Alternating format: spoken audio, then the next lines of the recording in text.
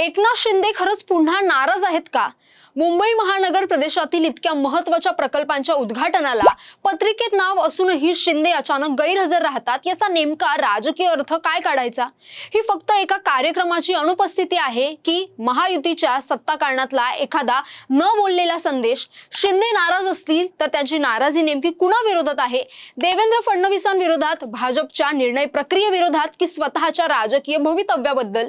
आणि सगळ्यात महत्त्वाचं म्हणजे ज्या शिंदेंनी याआधी नाराजी व्यक्त करण्यासाठी कधी दिल्लीचा रस्ता धरला तर कधी दरेगाव गाठलं, तेच शिंदे यावेळी मुंबई आणि ठाण्यात राहून काही कार्यक्रमांना ऑनलाईन उपस्थित राहून आपला संदेश देत असतील तर हा शांतपणे दिलेला राजकीय इशारा आहे का? कारण प्रश्न आता फक्त शिंदे एका कार्यक्रमाला का गेले नाहीत एवढाच राहिलेला नाहीये.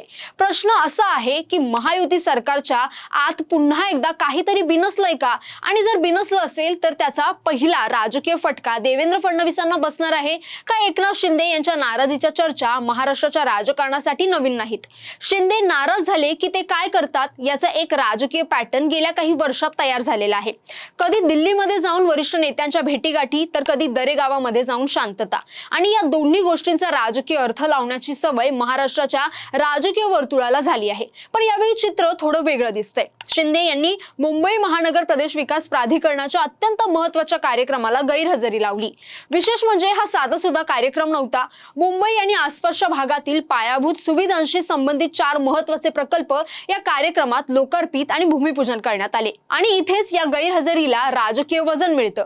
कारण एकनाथ शिंदे हे महायुती सरकारमध्ये नगर विकास खात्याची जबाबदारी सांभाळतात आणि ते MMRDA चे अध्यक्ष देखील आहेत. म्हणजे ज्या संस्थेशी संबंधित कार्यक्रमाला ते अनुपस्थित राहिले त्या संस्थेशी त्यांचा थेट संबंध आहे. त्याहून महत्त्वाचं म्हणजे अधिकृत कार्यक्रमाच्या यादीत या कार्यक्रमाचा उल्लेख होता तरीही ऐनवेळी गैरहजेरी झाली. त्यामुळे राजकीय प्रश्न उपस्थित होणं साहजिक आहे. अर्थात याचा अर्थ शिंदे नक्कीच नाराज आहेत असा ठाम निष्कर्ष काढता येणार नाही. राजकारणात प्रत्येक गैरहजेरी म्हणजे बंड नसतं. पण जेव्हा एखाद्या महत्त्वाच्या नेत्याच्या अनुपस्थितीची पार्श्वभूमी आधीपासूनच चर्चेत असलेल्या राजकीय अस्वस्थतेशी जोडली जाते तेव्हा त्या गैरहजेरींकडे दुर्लक्षही करता येत नाही. आणि आता या सगळ्याचा संबंध थेट देवेंद्र फडणवीसांशी जोडला जातोय का? कारण महाराष्ट्राच्या राजकारणात गेल्या काही काळात एक चर्चा वारंवार रंगली होती की देवेंद्र फडणवीस केंद्रात जाणार आणि एकनाथ शिंदे पुन्हा महाराष्ट्राचे मुख्यमंत्री होणार.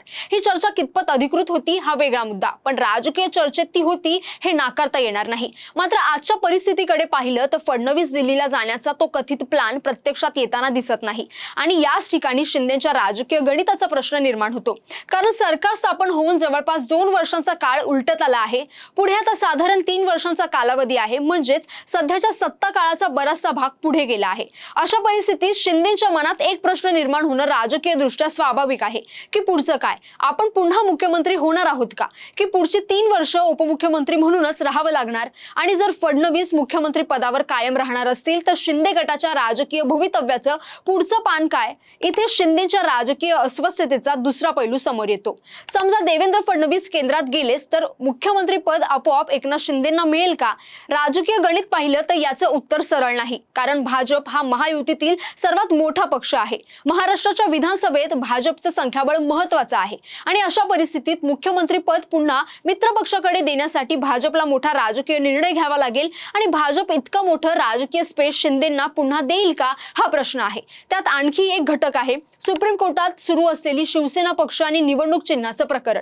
या प्रकरणाचा अंतिम निकाल काय लागतो यावर शिंदे गटाच्या राजकीय वैधतेच्या चर्चेला वेगळं वळण मिळू शकतं. त्यामुळे अशा परिस्थितीत भाजप शिंदेंना पुन्हा मुख्यमंत्री करून राजकीय जोखीम घेईल का हा प्रश्नही दुर्लक्षित करता येणार नाही. कारण सत्तेचं गणित फक्त आजच्या संख्याबळावर चालत नाही, ते उद्याच्या संभाव्य संकटांचं गणित पाहूनही चालतं.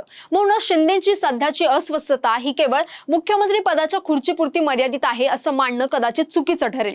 हा प्रश्न त्यांच्या संपूर्ण राजकीय भवितव्याचा आहे. शिंदे गटाने भाजप सोबत सत्ता स्थापन केली, स्वतःचं राजकीय अस्तित्व मजबूत केलं, पक्ष आणि चिन्हाचा प्रश्न सध्या त्यांच्या बाजूने गेला आणि सत्तेचा अनुभवही मिळाला. पण आता पुढे काय? सत्ता कायम ठेवण्यासाठी भाजपवर अवलंबून राहायचं की स्वतःची स्वतंत्र राजकीय ताकद आणखी वाढवायची हा प्रश्न शिंदेंसमोर असू शकतो.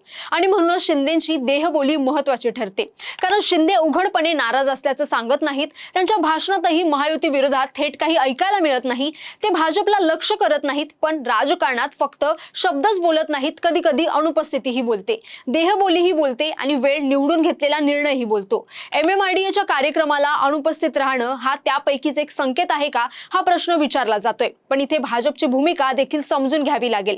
भाजपसाठी देवेंद्र फडणवीस हे केवळ महाराष्ट्राचे मुख्यमंत्री नाहीत, ते पक्षाच्या महाराष्ट्रातील राजकारणाचे प्रमुख चेहरा आहेत.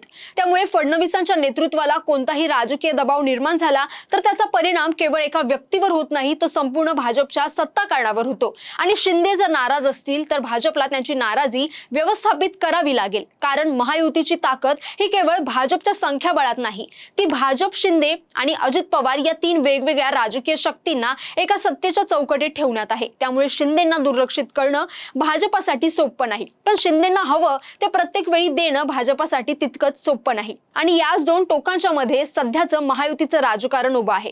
आता या सगळ्यात सर्वात मोठा प्रश्न आहे की शिंदेची नाराजी असेल तर तिचा फटका नेमका कुणाला बसणार. पहिला फटका अर्थातच महायुतीच्या प्रतिमेला बसू शकतो, कारण सरकारच्या आत सगळं व्यवस्थित नाही असा संदेश गेला तर विरोधकांना आईतं राजकीय हत्यार मिळतं.